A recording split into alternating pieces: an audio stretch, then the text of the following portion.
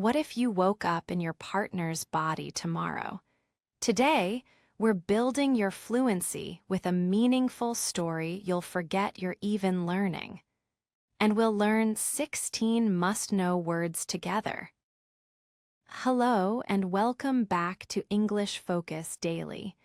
I'm Roxy, and in this episode, I will speak slowly. We're going to learn and practice English with a story. Actually, I want to talk about a movie's plot, which I'll narrate as a story. This is a short version of the story. That means it is short, simple, and perfect for language learning. The movie is called Love Switch. My friend Roshi will narrate the story slowly for you. In today's episode, we have 3 steps to help you improve. You're going to listen to a story told in simple English.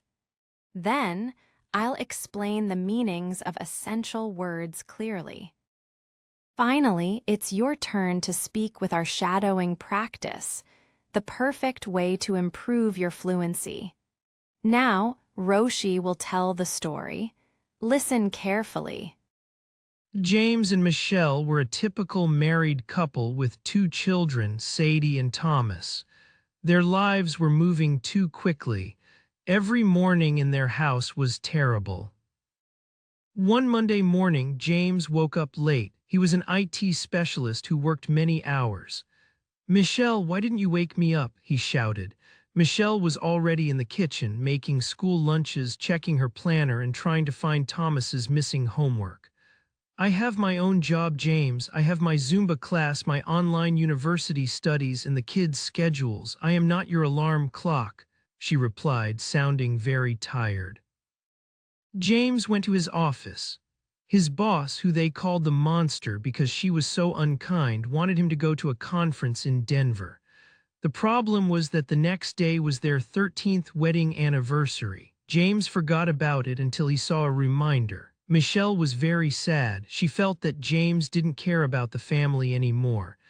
James felt that Michelle was never happy and was always talking about problems. That night, after a big fight, they looked at each other and said at the same time, "I wish you could spend just one day in my shoes." The next morning, something unreal happened. James woke up, but when he looked in the mirror, he didn't see himself. He saw Michelle's face. In the other room, Michelle shouted loudly. She looked down and saw legs with hair and big hands. She was in James's body.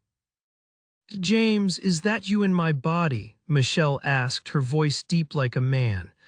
"And you are me," James replied, looking at his long hair in the mirror.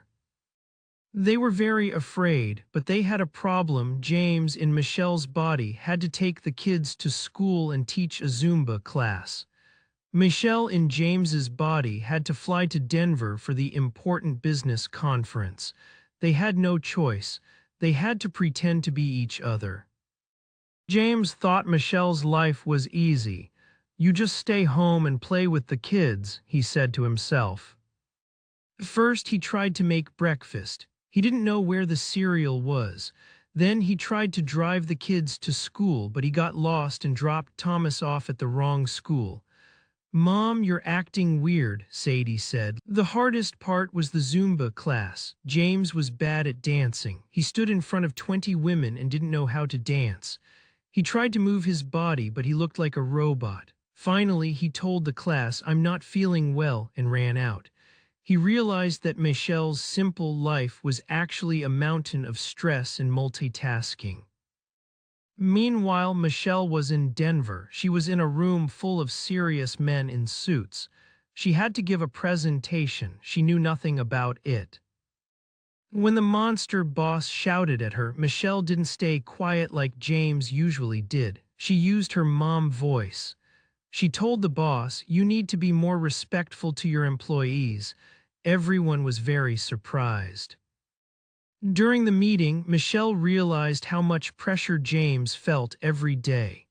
He worked for an unkind boss to pay the bills for the family. She saw that his life was not easy, the long hours, the boring meetings, and the fear of losing his job. They met back at home, still in the wrong bodies. They had a therapy session scheduled. They decided to use a role-play technique. James, as Michelle, told the therapist, "I feel sad and alone. I feel like my husband doesn't see how hard I work." Michelle, as James, replied, "I work hard because I love this family. I'm sorry I don't show it more." For the first time in years, they really listened to each other. They weren't just hearing words, they were feeling each other's pain. They spent their anniversary night talking. That night they kissed with true love. When they woke up the next morning, everything went back to normal. James was James again and Michelle was Michelle. But they were different people now. James quit his job with the unkind boss and found a new job at the kids' school as an IT manager. This way he could be home for dinner. Michelle started to say no to some of her extra tasks so she could have more time for herself and James. And that was the day they finally understood what love really means. They learned that love isn't just a feeling, it's about walking in someone else's shoes. Hey, I'm Roxy from English Focus Daily. It's my turn again. Now let's look at some useful words we just heard. Learning these words will help you improve both your listening and your daily conversation skills. For each word, I'll give you a simple definition and a practical example. After that, we'll train your speaking muscles with a shadowing exercise. Let's get started. The first word is switch. This means to change suddenly or completely, especially from one thing to another, or to exchange by replacing one person or thing with another. For example, I want to switch my flight from morning to evening. Now, please repeat after me. I want to switch my flight from morning to evening. It is time to switch to a better internet plan. Let's try this. It is time to switch to a better internet plan. Good job. Now the second word is typical. Typical means happening in the usual way, showing the usual qualities of a person or thing.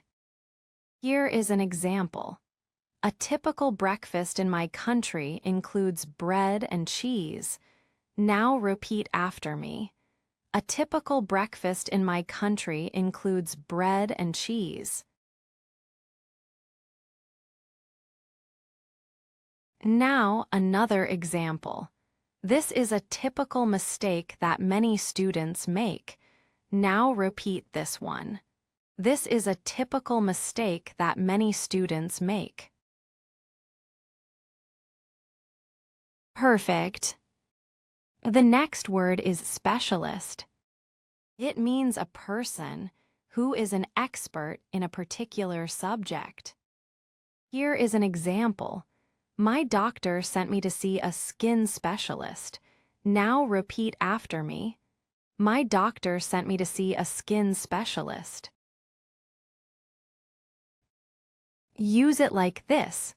She is a specialist in modern art. Now repeat this one. She is a specialist in modern art. Very good. Next we have conference. Conference means a large official meeting where people discuss a specific subject. Here is an example. The conference will start at 9 in the main hall. Now repeat after me. The conference will start at 9 in the main hall. For example, they met at a business conference in New York. Now try this. They met at a business conference in New York. Great. Now let's look at the word anniversary. This means a date on which an event took place in a previous year. Here is an example. The company is celebrating its 20th anniversary this month. Now repeat after me. The company is celebrating its 20th anniversary this month. Use it like this. Tomorrow is our 10th wedding anniversary. Repeat this one. Tomorrow is our 10th wedding anniversary. Great job. Up next, we have the word pretend. This means to behave as if something is true when you know it is not. Here is an example. I pretend to be asleep when I don't want to talk. Let's repeat. I pretend to be asleep when I don't want to talk. You might hear, don't pretend that everything is okay if you are sad. Try this. Don't pretend that everything is okay if you are sad. Good job. Now we have the phrase drop off. Drop someone off. This means to take someone to a place and leave them there. For example, can you drop off this package at the post office? Now repeat after me. Can you drop off this package at the post office? Use it like this. I need to drop off my kids at school before work. Try this. I need to drop off my kids at school before work. Very good. Next, we have presentation. This means a formal talk to a group of people to explain an idea or product. For example, my boss asked me to prepare a presentation for the meeting. Repeat after me. My boss asked me to prepare a presentation for the meeting. Use it like this. I feel a bit nervous before giving a presentation. Try this example. I feel a bit nervous before giving a presentation. Perfect. The next word is employee. It means a person who is paid to work for someone else. You might hear the company has over 500 employees. Let's repeat after me. The company has over 500 employees. For example, she is a very hardworking and helpful employee. Now try this one. She is a very hardworking and helpful employee. Great. Our next word is role play. It means acting out a particular role or character in a controlled situation. You might hear, role play is a great way to practice speaking a new language. Repeat after me now. Role play is a great way to practice speaking a new language. For example, in the training, we had a role play between a doctor and a patient. Repeat after me. In the training, we had a role play between a doctor and a patient. Great job. Now comes the word quit. It means to stop doing something or leave a job or a place. Here is an example. She wants to quit her job and start her own business. Now let's repeat after me. She wants to quit her job and start her own business. You might hear, I'm trying to quit smoking. Try this. I'm trying to quit smoking. Good job. The next phrase is multitasking. This means doing more than one thing at the same time. For example, you need good multitasking skills for this job. Now repeat after me. You need good multitasking skills for this job. Modern computers are great at multitasking. Try this. Modern computers are great at multitasking. Perfect. The next word is respectful. It means showing politeness and honor to someone or something. Here is an example. You should be more respectful to your elders. Repeat this one. You should be more respectful to your elders. For example, the students were very quiet and respectful during the speech. Repeat after me. The students were very quiet and respectful during the speech. Very good. And next we have pressure. This means a difficult situation that makes you feel worried or unhappy. You might hear, "Can you work well under pressure?" Now repeat after me. Can you work well under pressure? Use it like this. My new job has a lot of pressure and long hours. Now try this. My new job has a lot of pressure and long hours. Good job. The next word is therapy session. This means a period of time spent talking with a therapist to solve personal problems. Here is an example. I have my weekly therapy session to talk about my stress. Repeat after me. I have my weekly therapy session to talk about my stress. For example, the couple decided to attend a therapy session to save their marriage. Now try this. The couple decided to attend a therapy session to save their marriage. Great. And here's the final phrase, to walk in someone else's shoes. It means to imagine what it is like to be in someone else's situation. You might hear, before you judge him, try to walk in his shoes for a day. Now repeat after me. Before you judge him, try to walk in his shoes for a day. For example, this movie helps you walk in the shoes of a refugee. Now repeat this one. This movie helps you walk in the shoes of a refugee.